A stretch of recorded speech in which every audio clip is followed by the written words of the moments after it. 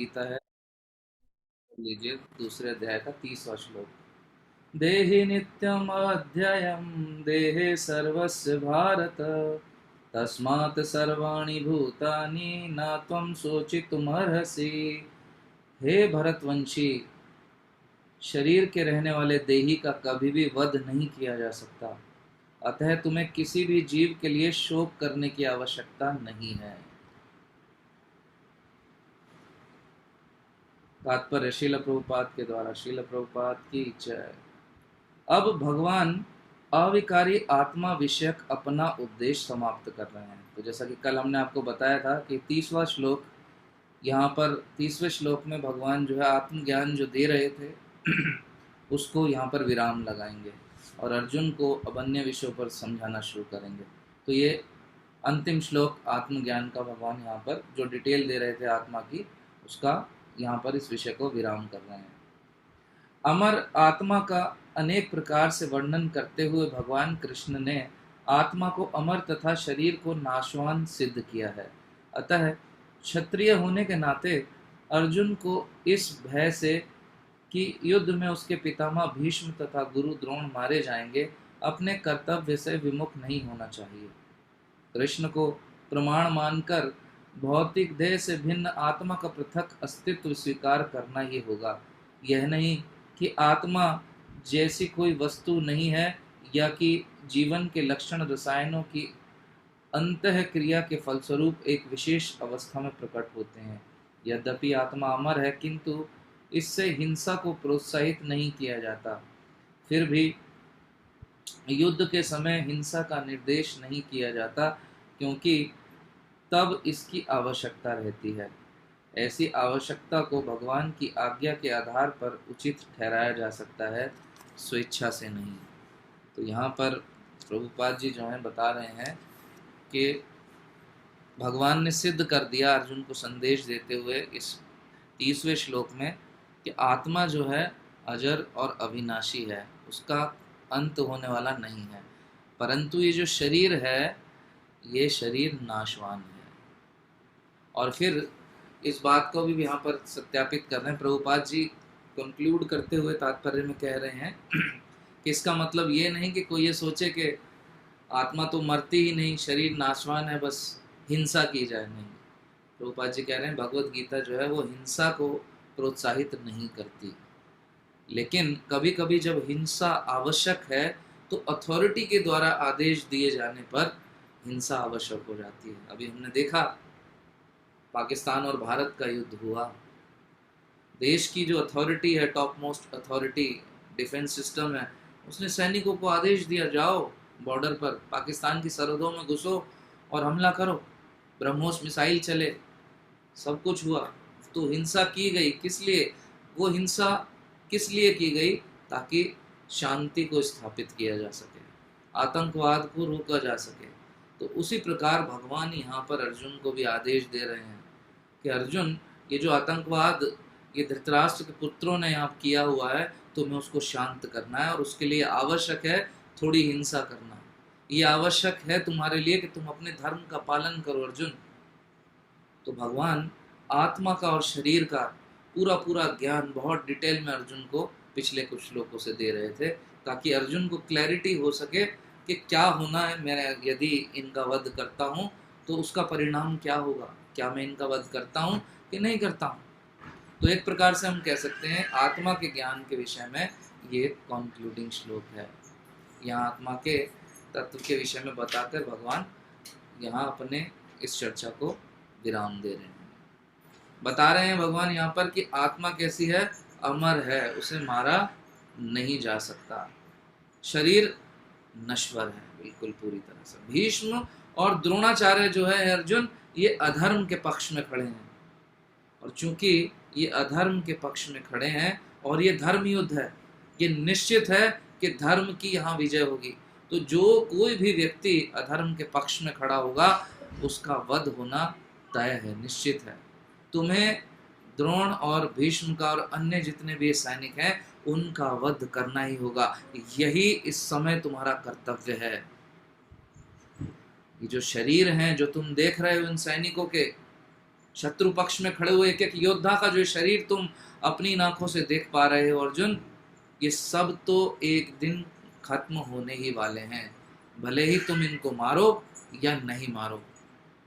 परंतु यदि तुम अपने कर्तव्य से हटते हो, अपने कर्तव्य से चूकते हो, तो इसका परिणाम अच्छा नहीं होगा। इसका परिणाम क्या होगा? इसका परिणाम सिर्फ एक होगा, और वो है तुम्हारा खुद का नुकसान। तुम्हारा खुद का नुकसान होगा, तुम्हारा अपयश होगा अर्जुन, ये तो मारे ही जाएंगे। पहले भी भगवान ने कहा था और हमने भी एक्सप्लेन किया था कि जब ऐसी कोई हिंसा की बातें आती हैं कि भगवान कह रहे हैं कि भाई मारो मारो मारो, तो कुछ लोग सहारा बनाते हैं भगवान के इन श्लोकों का, भगवद गीता के, और वो सोचते हैं, आतंकवाद फैलाते हैं कि हमने तो किसी को मारा नहीं है, किसी के शरीर को ही तो मारा है, ये सब लोग पापी हैं। जैसे आतंकवादी लोग अभी मार रहे हैं किसी को, कि पता नहीं क्या क्या बोलते हैं कि ये काफिर हैं, इनको मार दो, शरीर तो नश्वर है, मार देते हैं इनको, चलो सबको निपटाया जाए, समस्या खत्म की जाए। तो प्रभुपाद जी कहते हैं यदि व्यक्ति इस प्रकार की सोच रखेगा, इन श्लोकों को सही से न समझ के इनको आधार बनाकर गलत मानसिकता के साथ कोई एक्शन लेगा, तो चारों तरफ हिंसात्मक वातावरण हो जाएगा। परंतु गीता कहीं भी हिंसा का प्रोत्साहन नहीं करती। प्रभुपाद जी समझाते हैं अपने तात्पर्यों में कि हिंसा की आज्ञा या किसी के शरीर को समाप्त करने की आज्ञा कौन दे सकता है? या तो वो व्यक्ति जिसने वो शरीर दिया हो आपको, जैसे जिसकी कोई चीज़ है वो कह सकता है इसको समाप्त कर दो या तोड़ दो।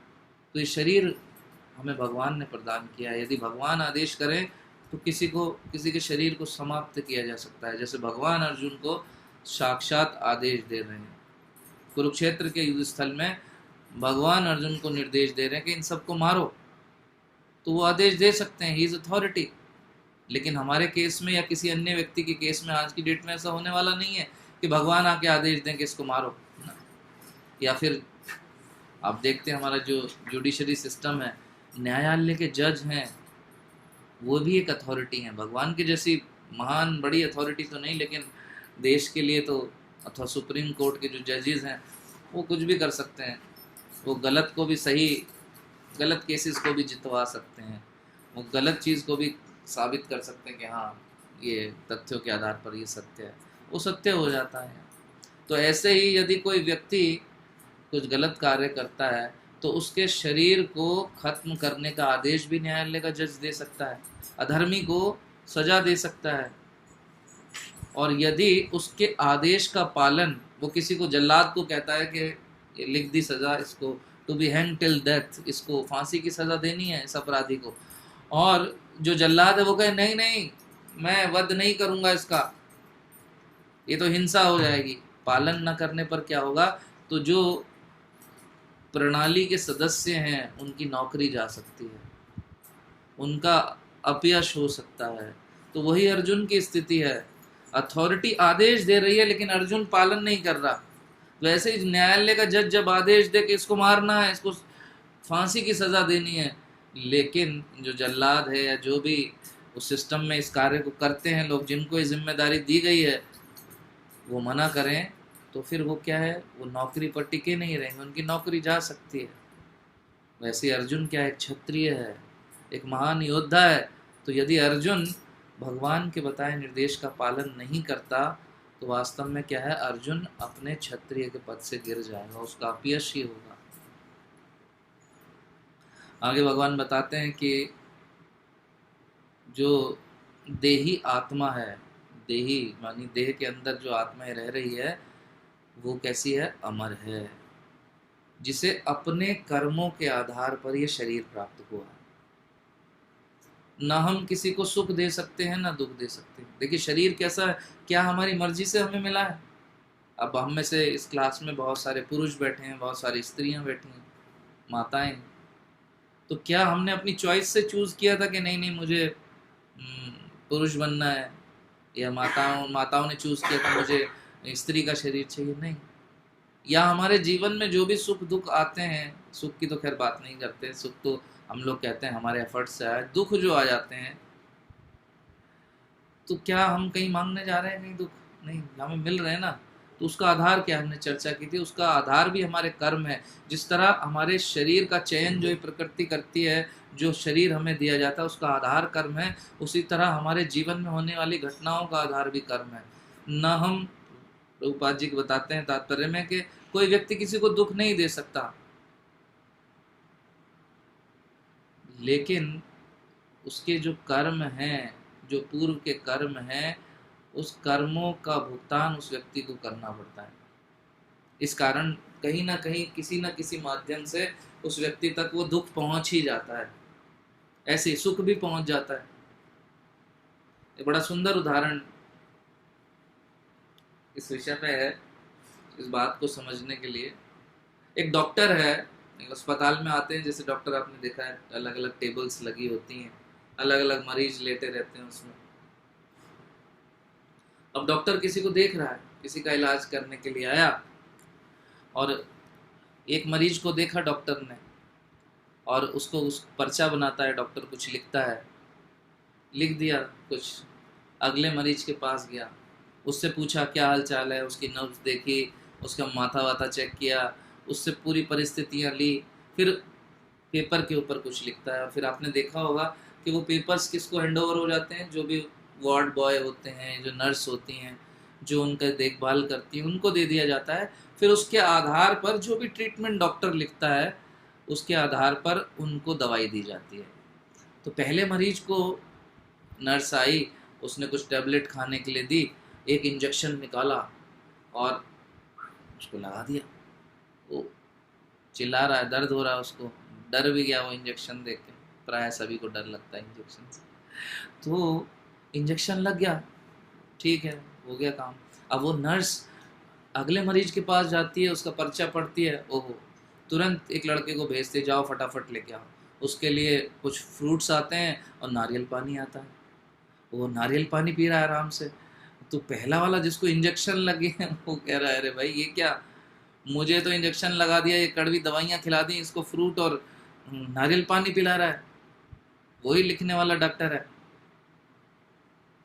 तो कोई कह सकता है यार ये डॉक्टर जो है ना, ये पार्शलिटी करता है, मुझे गंदी कड़वी कड़वी दवाइयाँ और इंजेक्शन लगवा गया और इसको फ्रूट्स और नारियल पानी दे रहा है, मुझसे दुश्मनी है। उससे पहले वाले से दुश्मनी थी डॉक्टर की कुछ नहीं, कोई भेदभाव कर रहा था डॉक्टर नहीं। उस व्यक्ति की परिस्थिति के हिसाब से डॉक्टर जो उसको बेस्ट दे सकता था, डॉक्टर ने वो प्रयास किया। डॉक्टर का लक्ष्य क्या है, डॉक्टर का सिर्फ एक ही लक्ष्य है कि उसको सही करना है, वो मरीज जो है वो ठीक हो जाए। ऐसे ही भगवान हमारे जीवन में करते हैं। हमारे पूर्व जन्मों के जो भी कर्म हैं, अच्छे या बुरे, तो अच्छे कर्मों का अच्छा फल, बुरे कर्मों का बुरा फल हमें मिलता रहता है। तो भगवान बहुत डिटेल में, और प्रभुपाद भी बहुत डिटेल में इस बात को समझाते हैं, गहना कर्मणो गति, कर्म ही आधार है, कर्म की गति बड़ी महीन है, और किसी न किसी माध्यम से हमारे कर्मों के द्वारा जो भी बनता है सुख या दुख, किसी न किसी के द्वारा वो हम तक पहुंचा दिया जाता है। अब कोई खुराफाती व्यक्ति कहेगा कि चलो किसी की पिटाई कर देते हैं, किसी को मार देते हैं, और उस बहुत लोग करते भी हैं ऐसा, किसी की पिटाई, बोला ये तो तुम्हारे कर्मों का फल है, मैं तो बस माध्यम हूँ भाई ये तो तुम्हारे जीवन में लिखा था, मैं पीट रहा हूँ, मैं तो बस माध्यम हूँ। ऐसे नहीं कर सकते। प्रकृति, प्रभुपाद जी कहते हैं, अपने आप चयन करती है। ऐसा व्यक्ति जो है उसको मार रहा है वो अपने नए कर्म बना रहा है, वो उसके प्रारब्धों के आधार पर पिटाई नहीं कर रहा उसकी। तो हमें हीरो नहीं बनना, हिंसा नहीं फैलाना। ये जो श्लोकाज हैं भगवत गीता के, इनको बड़ी महीनता से, गहराई से, सुलझे हुए व्यक्ति से, जैसे कि श्रील प्रभुपाद, उनके दृष्टिकोण से समझने का प्रयास करना है, अन्यथा व्यक्ति हिंसा के मार्ग पर जा सकता है। तो हमारे जीवन में बहुत सारी चीज़ें हैं, सुख दुख, ये सब आते रहते हैं हमारे कर्मों के आधार पर। प्रभुपाद जी क्या बता रहे हैं, इस सब का आधार क्या है, पूर्व कर्म है। जो भी परिस्थिति हो उसमें संतुष्ट रहना है। किसी भी परिस्थिति में हमें क्या करना है, धर्म का पालन करना है, धर्म के मार्ग को छोड़ना नहीं है। चाहे सुख आए चाहे दुख आए, किसी भी परिस्थिति में हमें अपने धर्म को छोड़ना नहीं है। क्यों बात कर रहे हैं प्रभुपाद जी यहाँ पर अचानक आत्मा की बात करते करते ऐसी बात सुख और दुख की, क्योंकि भगवान यहाँ अर्जुन को ये सब बातें आत्मज्ञान क्यों दे रहे थे? उनका लक्ष्य सिर्फ यही था कि भगवान अर्जुन को उसका धर्म समझाना चाहते थे कि भाई तुम्हें अपने धर्म का पालन करना चाहिए, तुम यहाँ पर ज़्यादा दयालु ना बनो, तुम्हें जो कह रहा हूँ वो करो। यदि कसाई उस अपराधी पर दयालु हो जाए तो जुडिशियली सिस्टम जो है वो सारा खराब हो जाएगा। वैसे ही भगवान कह रहे हैं ये धर्म युद्ध है, अधर्म को पराजित होना ही होगा, तो अर्जुन अपना गांडी उठाओ। यही बात यहाँ पर भगवान अर्जुन से कह रहे हैं कि अपना धर्म करो शास्त्रों के निर्देशों के अनुसार। और यदि समझ नहीं आ रहा, प्रभुपाद जी कहते हैं किसी व्यक्ति को कि क्या धर्म है उसका, किसी विशेष परिस्थिति में उसको क्या धर्म का पालन करना चाहिए, क्या एक्शन लेना चाहिए, तो ऐसे व्यक्ति को गुरु की शरण में जाना चाहिए। तद्विधि परिपतेन परिप्रश्नेन सेवया उपदेक्षन्ति ते ज्ञानम ज्ञानिनस् तत्वदर्शिनः। जिस प्रकार अर्जुन ने भगवान श्री कृष्ण को गुरु बनाया, अपने गुरु की शरण ली, कृष्ण की शरण ली, और कृष्ण उसका मार्गदर्शन कर रहे हैं, ऐसे ही हमें अपने जीवन में गुरु की शरण में जाकर धर्म के मार्ग को चुनने के लिए उनसे सहायता लेना चाहिए और फिर उस धर्म के मार्ग पर चलने का पूरा पूरा प्रयास करना चाहिए, ताकि धर्म की स्थापना की जा सके और जो व्यक्ति है जिसका चयन किया गया है धर्म की स्थापना के लिए, वो अपने कर्तव्य का पालन करके धर्म को भी स्थापित कर सके और भगवान को भी प्रसन्न कर सके। हरे कृष्ण कृष्ण कृष्ण हरे हरे, हरे राम राम राम हरे हरे। भगवद गीता यथारूप की जय। श्रील प्रभुपाद की जय।